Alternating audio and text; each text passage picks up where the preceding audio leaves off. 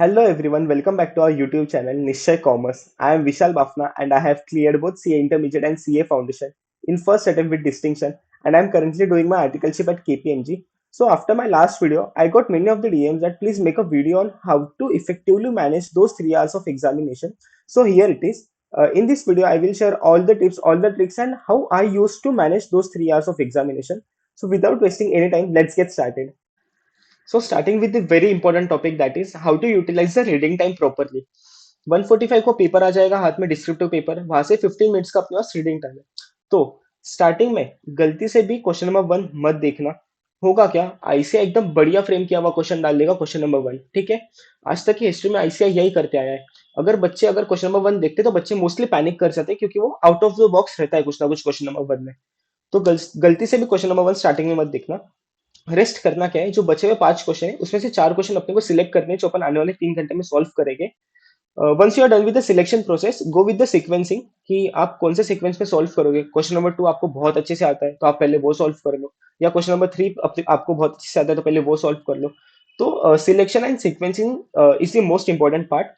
उसके बाद once you are done with all of this, एक बार क्वेश्चन नंबर 1 पे आ जाओ, क्वेश्चन नंबर 1 भी पढ़ लो, कंपलसरी क्वेश्चन है, सॉल्व तो करना ही, तो एंड में वापस क्वेश्चन नंबर 1 पे आ जाना। जो मैं चीज अभी बोल रहा हूँ वो एक बार एग्जामिनेशन हॉल का माहौल देख के करना।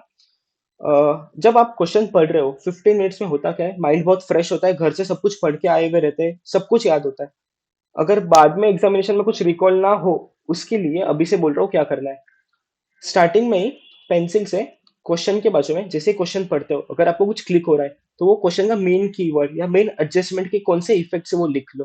होगा क्या, अगर बाद में आपको कुछ याद नहीं भी आ रहा है, फिर भी आपके पास कीवर्ड्स या आपके पास एडजस्टमेंट के इफेक्ट लिखे हुए पड़े हुए, आपको सीधा वो देखना है और पेपर लिखना है। सबसे इजी हो जाता है ये करने के बाद। तो रीडिंग टाइम में ये पॉइंट्स आप फॉलो करो, ये आपको बहुत ज्यादा हेल्प करेंगे। So coming to the next topic, that is writing speed. तो मेक श्योर आप स्टार्टिंग से ही राइटिंग स्पीड मेंटेन कर रहे हो। आई नो पेपर बहुत लेंदी होता है, टाइम लिमिटेड है। तो जैसे अपने पास 180 मिनट्स है और 100 मार्क का पेपर है, तो मेक श्योर आप पर मार्क 1.8 मिनट से ज्यादा डिवोट नहीं कर रहे हो। अगर कोई 10 मार्क का क्वेश्चन है तो आप मैक्स उसमें 18 या मैक्स टू मैक्स 20 मिनट दोगे उसको मैक्स। कभी कभी ऐसा होता है कि हाँ यार 15 मिनट में ऑलरेडी इस क्वेश्चन पे दे चुका हूँ, अगर और 10 मिनट दूंगा तो मेरा पूरा क्वेश्चन सॉल्व हो जाएगा। तो ये गलती मत करना। होता क्या है, जो आगे वाले इजी इजी क्वेश्चन है ना, वो भी आपके छूट जाएंगे, लास्ट लास्ट में टाइम नहीं बचता है। तो ये वॉच कंटिन्यू वॉच में देखते रहना कि कितना टाइम है, कितना टाइम अवेलेबल है, इस क्वेश्चन पे मेरे को कितना टाइम डिवोट करना है, ठीक है। नेक्स्ट नेक्स्ट थिंग इज कि अगर आप कोई क्वेश्चन पे अटक जाते हो कि यार ये एडजस्टमेंट आ गई, अभी मेरे को इसका समझ ही नहीं रहा है क्या करना है, याद ही नहीं आ रहा है इसके आगे करना क्या था, क्वेश्चन को एज इट इज छोड़ दो, नेक्स्ट क्वेश्चन पे जाओ। लास्ट के 10 मिनट जब बचेंगे तो उस क्वेश्चन पे अपन पेपर होने के बाद वापस आएंगे। अगर आ रहा है तो वेल एंड गुड, वहां पे उसको सॉल्व करेंगे, है ना। तो नहीं आ रहा है तो उसके जैसे अपना पेपर तो भी खराब नहीं होगा आगे का। तो अगर कोई क्वेश्चन नहीं आ रहा है तो उसको जैसे का वैसा उसी टाइम पे छोड़ दो और नेक्स्ट क्वेश्चन पे बोलो। So coming to the most most most scoring part of every paper, that is MCQ section, ठीक है। तो मैं क्या फॉलो करता था, मैं कभी भी एमसीक्यू स्टार्टिंग में नहीं देखता था। 2 बजे बुकलेट मिलती थी हाथ में, बट मैंने कभी एक भी पेपर में नहीं देखा 2 बजे। मैं क्या करता था, एटलीस्ट मेरे 3 क्वेश्चन डिस्क्रिप्टिव वाले पूरे पूरे सॉल्व हो जाए, 14 मार्क्स के। उसके बाद मैं एमसीक्यू बुकलेट खोलता था। मतलब आप ऐसे समझ लो कि मैं 1.5 घंटे बाद एमसीक्यू बुकलेट खोलता था। क्योंकि होता क्या है, ऑलरेडी 1.5 घंटे में मैं 3 क्वेश्चन लिख चुका हूँ। तो मुझे ऐसा लगता है कि हाँ यार मैं लगभग पास तो इसमें हो जाऊंगा अगर मैंने अच्छे से लिखा है तो, ठीक है। आगे का मेरा पार्ट स्कोरिंग पार्ट है पूरा। उसके बाद 1.5 घंटे में आपने जितने जितने क्वेश्चंस लिखे तो उसके कॉन्सेप्ट्स आपके माइंड में सब रिवाइज हो चुके होते हैं। तो आप जब एमसीक्यू पढ़ते हो ना, तो कॉन्सेप्ट्स ऑलरेडी आपके माइंड में रहते हैं, तो आपको इजी जाता है एमसीक्यू सॉल्व करने के लिए, ठीक है। तो कभी भी एमसीक्यू आप सेकेंड आवर में ही खोलना, चाहे वो 1.5 घंटे बाद हो, चाहे वो 2 घंटे बाद हो। अगर आप मेक श्योर करो, अगर आप 1.5 घंटे बाद खोल रहे हो तो आपका एटलीस्ट 3 क्वेश्चन पहले सॉल्व हो चुके हैं। अगर आप 2 घंटे बाद खोल रहे हो तो मेक श्योर आपके एटलीस्ट 4 क्वेश्चन पहले सॉल्व हो चुके हैं डिस्क्रिप्टिव वाले, ठीक है। दूसरी बात, एमसीक्यू में कभी भी डायरेक्ट केस लॉ मत पढ़ो। Direct jump to the question, question पढ़ लो। अगर आपको लगता है कि इस क्वेश्चन को नीड है केस लॉ पढ़ने की, फिर केस लॉ पे जाओ। अगर डायरेक्ट क्वेश्चन सॉल्व होने वाला है तो टाइम पास करके मतलब नहीं है, केस लॉ पे, ठीक है। मैक्स आपको एमसीक्यू सेक्शन को 30 से 40 मिनट्स मैक्स देने हैं। मुझे कोई पेपर में 30 मिनट्स के ऊपर नहीं लगे, तो ये मेरे एक्सपीरियंस पे बोल रहा हूँ कि मैक्स 30 to 40 मिनट्स से ज्यादा एमसीक्यू सेक्शन में नहीं देना है। बट ये सबसे ज्यादा स्कोरिंग पार्ट है, तो इसको एकदम अच्छे से करके जाना।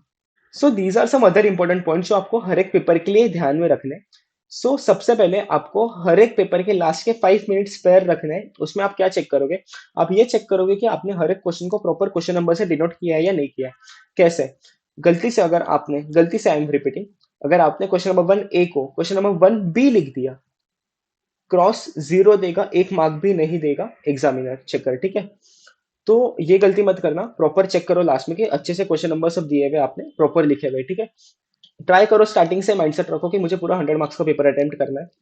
बहुत से बच्चों का होता क्या है यार, वो 20 मार्क के पेपर छूट जाते, 25 मार्क के पेपर छूट जाते, फिर हाउ यू एक्सपेक्ट कि आपको 75 में से 40 मार्क्स एकदम प्रॉपरली आ जाएंगे, पास हो जाओगे? तो वहां पे डिफिकल्टी लेवल बढ़ जाती है। तो स्टार्टिंग से माइंडसेट रखो कि यार मैं पूरा 100 मार्क्स का पेपर अटेम्प्ट करूंगा। अगर आप 100 मार्क्स का पेपर अच्छे से अटेम्प्ट करते हो ना, तो पास आप आराम से हो जाते हो, ठीक है? Next point is keep your paper presentable. मैं ये नहीं बोल रहा हूँ कि आप पेपर एकदम सजा धजा के रखो, प्रेजेंटेबल रखो, थोड़े नॉर्मल नॉर्मल मार्जिन अंदर अंदर जहाँ पे नीडेड वहां पे कर दो, कीवर्ड्स को हाईलाइट कर दो, मतलब highlight in the sense underline कर दो। पेपर चेकर का काम जितना इजी करोगे, उतने इजीली आपको मार्क्स अलोकेट करेगा। स्पीड स्टार्टिंग से मेंटेन करता है, again I am repeating. Once you are done with the paper, paper को एग्जामिनेशन हॉल में ही छोड़ के आ जाओ, घर पेपर मत लाना। एग्जाम सेंटर के बाद दोस्त से डिस्कस मत करना कि इस क्वेश्चन का आंसर तेरा क्या आया, मेरा तो ये आया। बिल्कुल मत करना, नेक्स्ट पेपर पे इफेक्ट जाएगा। घर आके गलती से कोई फैकल्टी का वीडियो मत देख लेना कि यार हाँ पेपर कौन से लेवल का था, इजी था, मॉडरेट था, हार्ड था, डिफिकल्ट था, कुछ देखना मत। नेक्स्ट पेपर के लिए तुरंत प्रिपेयर करना चालू कर देना। बस अभी कुछ ही दिनों की बात है, इतना अब तक किया है, थोड़ा सा और करना है। जब भी पढ़ने बैठो यही माइंडसेट से बैठो कि यार मुझे ये एग्जाम वापस नहीं देनी है, ये मेरा लास्ट अटेम्प्ट है, तो उसी माइंडसेट से और उसी हिसाब से पढ़ाई करो। 100% कैपेसिटी पे पढ़ाई करो अपने। Keep your self away from distraction. थोड़े ही दिन की बात है यार, फिर तो एग्जाम के बाद तो रिजल्ट तक तो मजे ही मजे हैं, सबको पता है, ठीक है? अच्छे से पढ़ाई करो, बेस्ट ऑफ लक, मिलते हैं रिजल्ट के बाद, बाय बाय।